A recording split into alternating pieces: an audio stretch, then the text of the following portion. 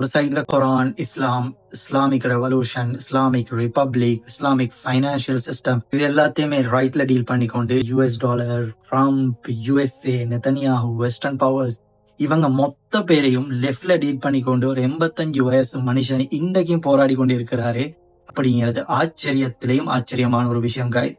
உலகத்துல 7வது அதிசயத்துல 8வது அதிசயமும் கூட யுஎஸ்ஏ கை வச்ச எல்லா கண்ட்ரியுமே யுஎஸ்ஏ ஒரு கை பார்த்துட்டு தான் இதுவரைக்கும் இருக்குது. டாலர் டாமினன்ஸை எதிர்த்து போராடி ஜெயிச்ச அப்படின்னு சொல்றது உலக வரலாற்றுல ரொம்ப ரேரான ஒரு விஷயம். ஸோ இந்த விஷயம் வந்துட்டு எக்கனாமிக் சம்பந்தமான நாலேஜ் இருக்கக்கூடியவங்களுக்கு தெரியும் டாலர் டாமினன்ஸ் அப்படிங்கிறது எவ்வளவு பெரிய ஒரு விஷயம்.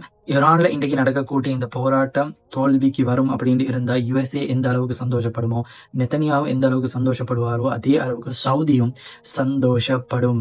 ஈரான் ஜெயிக்க கூடாது அப்படிங்கிறது இவங்க 2 பேருக்குமே எவ்வளவு இம்பார்ட்டன்ஸோ அதே அளவுக்கு சவுதிக்கும் இம்பார்ட்டன்ஸ் guys. என்ன சொன்னா மொத்த சுன்னி வேர்ல்டையுமே டாமினன்ஸ் பண்றது வந்து பாத்தீங்க அப்படின்னு சொன்னா சவுதி அரேபியா, ரைட்? ஸோ இது சில பேருக்கு வந்துட்டு இது ரொம்ப தெளிவாக தெரியும், ரொம்ப பேருக்கு இது விளங்குறது இல்லை. ஸோ சிலபஸ்குள்ளே இவங்க ஒரு இன்ஃப்ளூயன்ஸை வச்சே இருப்பாங்க. சவுதி அரசாங்கம் வந்து நீங்கள் எந்த நாட்டிலாக இருந்தாலும் சரி ஷியா சுன்னி பிரச்சனை என்றைக்குமே இருந்துட்டு இருக்கும். என்னன்னு சொன்னால் ஈரான் தலை தூக்கிடக்கூடாது. ஈரான் எத்தனையோ வாட்டி guys நான் திருப்ப சொன்ன மாதிரி தான் எத்தனையோ முறையில் சவுதியை கன்வின்ஸ் பண்ணுறதுக்கு டைப் பண்ணிட்டே இருக்கு.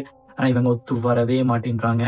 ஸோ ஈரானுடைய நிலைமை எப்படி இருக்கு அப்படின்னு சொல்லி பார்த்தீங்கன்னு சொன்னால் இன்டர்நெட் வந்துட்டு கம்ப்ளீட்டாக ஷட் டவுன் ஆகப்பட்டு இருக்குது. எத்தனையோ பேர் கொல்லப்பட்டு இருக்கிறாங்க, எத்தனையோ பேர் அரெஸ்ட் பண்ணப்பட்டு இருக்கிறாங்க. நாடு உண்மையிலே நில குறைஞ்சு போயிட்டு இருக்கு guys.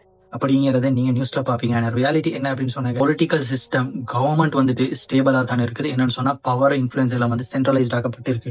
ஸோ பப்ளிக் பாத்தீங்கன்னு சொன்னா ப்ரொடெஸ்ட் பண்றாங்க. எல்லா ஸ்டேட்ஸ்லயும் மாதிரி இந்த ப்ரொடெஸ்ட் பரவிட்டு இருக்குது. ஸோ இதுக்கு பின்னாடி யுஎஸ்ஏ தனியாக பார்த்துட்டு இருக்கிறாங்க. எப்படா இதுக்குள்ள நாங்க என்டர் ஆகும்ன்ற அதான் நம்மளோட பாட்டே. ஸோ அது நடக்குமா இல்லையா அப்படிங்கிறது அல்லாஹு அலம். எப்படி இருந்தாலும் guys